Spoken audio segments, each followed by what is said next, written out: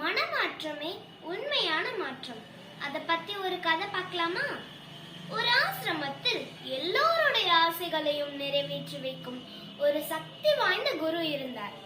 ஒரு நாள் அந்த ஆசிரமத்தில் இருந்த ஒரு எலி அவரிடம் தயங்கி தயங்கி நின்றது. குரு என்ன வேண்டும் என்று கேட்டார்.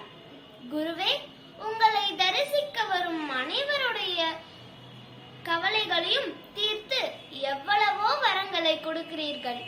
இந்த ஆசிரமத்தில் இருக்கும் ஒரு பூனை என்னை கொன்று சாப்பிட்டு விடுமோ என்று பயமாக இருக்கிறது. எனவே என்னையும் ஒரு பூனையாக மாற்றிவிடுங்கள் என்று கெஞ்சியது. குருவும் அந்த எலியின் மீது கருணை கொண்டு அந்த எலியை பூனையாக மாற்றினார். இன்னும் சில நாட்கள் கடந்தன.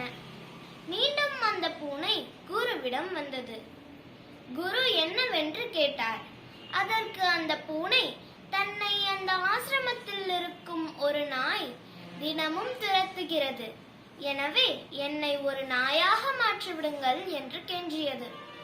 அந்த பூனையின் மீது கருணை கொண்டு அந்த பூனையை நாயாக்கினார். இன்னும் சில வாரங்கள் கழிந்தன. மீண்டும் அந்த நாய் அதே குருவிடம் வந்தது. தன்னை அந்த ஆசிரமத்தில் இருக்கும் ஒரு காளை மாடு தன்னுடைய கூரிய கொம்புகளால் குத்தி கொன்று விடுமோ என்று பயமாக இருக்கிறது. எனவே என்னை ஒரு காளை மாடாக மாற்றிவிடுங்கள் என்று கெஞ்சியது. குரு மறுத்தார். ஆனால் மீண்டும் மீண்டும் காலில் விழுந்து கெஞ்சியது. நாய் காளை மாடாக மாறி காட்டிற்குள் புல்மேய சென்றது. போன வேகத்திலேயே மீண்டும் குருவிடம் ஓடி வந்தது. குரு என்னவென்று கேட்டார். அதற்கு அந்த காளை, தன்னை அந்த காட்டில் இருக்கும் ஒரு புலி துரத்தியது. எனவே இதுதான் என்னுடைய கடைசி ஆசை. என்னை ஒரு புலியாக மாற்றி உயிர் பிச்சை கொடுங்கள் என்று கெஞ்சியது. குருவும், சரி, இதுதான் உன்னுடைய கடைசி வரம் என்று கூறி அந்த காளையை புலியாக மாற்றினார். இதோடு கதை முடியவில்லை.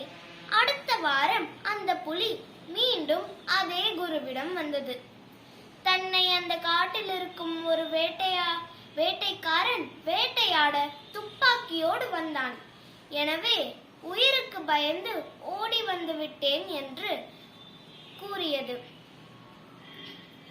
பொறுமையை இழந்த அந்த குரு, எலியாக இருந்த உன்னை பூனையாகவும் நாயாகவும் காளையாகவும் புலியாகவும் மாற்றினேன். ஆனால் நீயோ வெறும் உருவத்தால் மட்டும் மாறினாயே தவிர மனதாலும் எண்ணத்தாலும் மாறாமல் உனக்குள்ளே ஒரு எலியாகவே தான் வாழ்ந்திருந்தாய்.